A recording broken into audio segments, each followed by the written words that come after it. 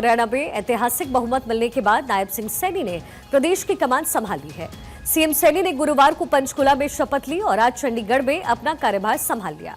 कार्यभार ग्रहण करने के साथ ही सीएम नायब सिंह सैनी की अध्यक्षता में कैबिनेट की मीटिंग हुई। इस दौरान कई अहम फैसलों पर मुहर भी लगी है। हरियाणा कैबिनेट के कुछ बड़े ऐलान हैं। सरकारी अस्पतालों में फ्री डायलिसिस होगी। भविष्य में ये सुविधा मेडिकल कॉलेज में भी लागू रहेगी।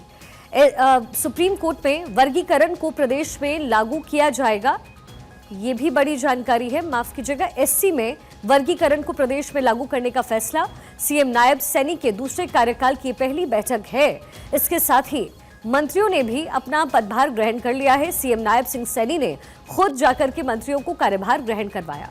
इसके बाद सीएम सैनी ने कहा कि ये हमारी पहली कैबिनेट की बैठक थी और इस बैठक में सुप्रीम कोर्ट के उस फैसले का हमारी कैबिनेट ने सम्मान किया है। यानी कोटे में जो कोटे का फैसला या फिर सुझाव कह सकते हैं सुप्रीम कोर्ट की तरफ से लिया गया, उसको लेकर के नायब सिंह सैनी सरकार ने बड़ा फैसला किया है। यानी एससी में वर्गीकरण का ये जो मामला सुप्रीम कोर्ट की तरफ से था, हमारी कैबिनेट ने आज उसे ही लागू करने का फैसला किया है। कैबिनेट की बैठक के बाद सीएम सैनी ने क्या कुछ कहा है वो भी आपको सिलसिलेवार तरीके से सुनाते हैं। फसल का एक एक दाना एमएसपी पर खरीदेंगे, बिना खर्ची पर्ची के नौकरी देंगे। कांग्रेस के समय नौकरी बिजनेस थी। कांग्रेस के नेता अपना लाभ देखते थे। पहले से चल रही योजनाएं नॉन स्टॉप जारी रहेंगी। अपराधी प्रदेश छोड़ दें वरना सुधार देंगे। सरकार गरीब महिला किसान के हित में काम करने वाली है। ये तमाम स्टेटमेंट नायब सिंह सैनी की तरफ से दिए गए। की बैठक के अंदर ये पहली हमारी कैबिनेट की बैठक थी। माननीय सुप्रीम कोर्ट के उस फैसले का हमारी कैबिनेट ने वो सम्मान किया है। जो एससी में वर्गीकरण का मामला था, वो तुरंत उस माननीय सुप्रीम कोर्ट के फैसले को सम्मान देते हुए हमने ये फैसला किया है कि जो वर्गीकरण के ऊपर माननीय सुप्रीम कोर्ट ने कहा था, आज से ही लागू करने का फैसला हमने लिया है। बिना पर्ची बिना खर्ची के हरियाणा के युवाओं को रोजगार देना, ये हमारी सरकार का दायित्व है।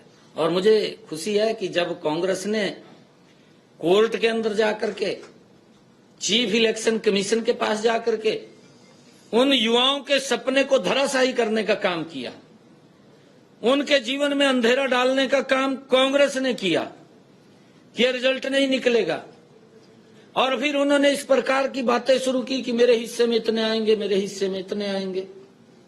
उनकी जो भावना, मूल भावना समझ में आ रही थी वो ये थी कि जैसे नौकरियां 2014 से पहले भ्रष्टाचार के आधार पर मिलती थी, वो नौकरियां दोबारा फिर उसी आधार के ऊपर मिलनी शुरू हो जाएंगी। अन्नदाता की फसल का एक एक दाना एमएसपी के ऊपर खरीदने का काम हमारी सरकार करेगी।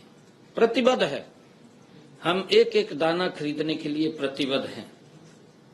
हमने ये कहा है कि 17% से नमी धान के हर दाने को खरीदने का काम एमएसपी के ऊपर हमारी सरकार कर रही है। यानी हरियाणा सरकार अब राज्य में अनुसूचित जातियों में शामिल अन्य जातियों को भी कोटे में कोटा दे सकेगी।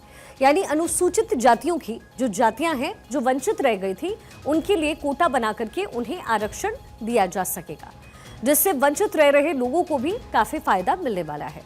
एससी आरक्षण के वर्गीकरण से फायदा क्या हो सकता है, ये आपके लिए समझना जरूरी है। एससी वर्ग की कई जातियां ज्यादा पिछड़ी रह गई हैं। कई जातियों को आरक्षण का लाभ नहीं मिल पाया है। उनका सरकारी नौकरियों में भी पर्याप्त प्रतिनिधित्व नहीं है। आरक्षण के वर्गीकरण से पिछड़ी जातियों को प्राथमिकता मिलेगी। अब जल्दी हरियाणा में विधानसभा का सत्र बुलाया जाएगा। विधानसभा के सत्र को लेकर के सीएम नायब सिंह सैनी ने कहा कि 1 से 2 दिन में तारीख तय की जाएगी। सीएम सैनी ने संकेत दिए कि विधानसभा का सत्र दिवाली के बाद बुलाया जा सकता है। डॉक्टर थानेश्वर शर्मा मेरे सहयोगी मेरे साथ ग्राउंड जीरो से समय कनेक्टेड हैं। थानेश्वर, ये बहुत ही बड़ा फैसला है क्योंकि हमने देखा कि सुप्रीम कोर्ट की तरफ से जब कोटे में कोटा को लेकर के सुझाव दिया गया, उसके बाद राजनीति खूब हुई। ऐसे में नायब सिंह सैनी के तुरंत पदभार ग्रहण करते ही ये बड़ा फैसला, इसकी पीछे कोई खास वजह? देखिए, इसके पीछे खास वजह यह है कि जो हाल ही में जो झारखंड और महाराष्ट्र का चुनाव होने वाला है, वहां संदेश देने का प्रयास करेगा बीजेपी ने। क्योंकि लोकसभा चुनाव के समय आपको याद होगा कि जिस तरीके से कांग्रेस ने एक मैसेज देने का काम किया था कि अगर बीजेपी कहती है कि 400 मेरे पास मेंबर पार्लियामेंट आ गए तो मैं आरक्षण खत्म कर दूंगी, तो उसका बीजेपी को बहुत ज्यादा नुकसान हुआ था। बीजेपी जब जैसे ही हरियाणा विधानसभा चुनाव शुरू हुआ तो बीजेपी इसको काउंटर कर रही थी। दलित समुदाय के वोटरों में जाकर एक से एक मैसेज दे रही थी कि हम संविधान खत्म, आरक्षण खत्म नहीं करेंगे, हम दलितों की हितैषी पार्टी। एक के बाद एक ऐसे डिसीजन भी लिए गए।